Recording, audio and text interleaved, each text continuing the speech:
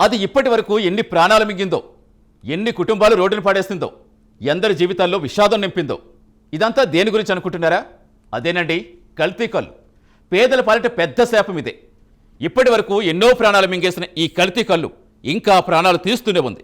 కూకట్పల్లి కల్తీ కల్లు ఘటన పదుల సంఖ్యలో కుటుంబాల్లో చితిరగిలిస్తే ఇంకా 20 మందికి పైగా ఆసుపత్రిలో చావు బతుకుల మధ్య పోరాటం కొనసాగిస్తున్నారు. ఈ విషాదం మర్చిపోకముందే కల్తీ కల్లు మళ్లీ కలకలం రేపింది. అదెక్కడంటే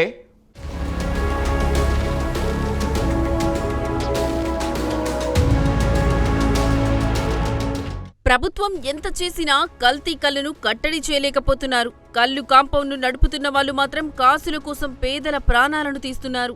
ప్రాణాలను తీసే డేంజరస్ కెమికల్స్ తో కల్లును తయారు చేస్తున్నారు. అది తాగిన వాళ్ళ ఆరోగ్యం పూర్తిగా క్షీణించి పిట్టల్లా రాలుతున్నారు. ఎన్ని ప్రాణాలు పోయినా కల్లు కాంపౌండ్ నిర్వాహకులు మాత్రం కనికరించడం లేదు. అధికారులు కాంపౌండ్లను సీజ్ చేసినా లైట్ తీసుకుంటున్నారు. ఇక కుకట్పల్లి కల్తీ కల్లు ఘటన మర్చిపోకముందే జీడిమెట్లలో మరో ఘటన చోటు చేసుకుంది. జీడిమెట్ల రామ్రెడ్డి నగర్లో భార్యాభర్తలు కల్తీ కల్లు సేవించి తీవ్ర అస్వస్థతలకు గురయ్యారు.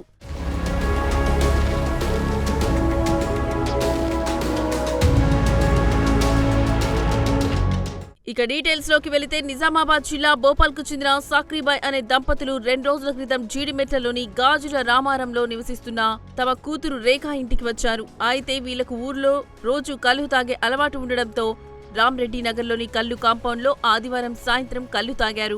కల్లు తాగినప్పటి నుంచి వీరికి కాళ్ళు చేతులు లాగడం మొదలెట్టాయి. దీంతో పాటు పిచ్చిగా ప్రవర్తించడంతో ఉదయాన్నే 108 ద్వారా గాంధీ ఆసుపత్రికి తరలించారు. అయితే కల్తీ కల్లు వ్యవహారాన్ని ప్రభుత్వం సీరియస్ గా తీసుకుంది. రాష్ట్ర వ్యాప్తంగా కల్లు దుకాణాల్లో ఎక్సైజ్ శాఖ స్పెషల్ డ్రైవ్ నిర్వహిస్తోంది. కల్లు కాంపౌండ్లపై ఎక్సైజ్ శాఖ సిబ్బంది నిర్లక్ష్యం వహిస్తే చర్యలు తప్పవని కమిషనర్ సైతం హెచ్చరించారు.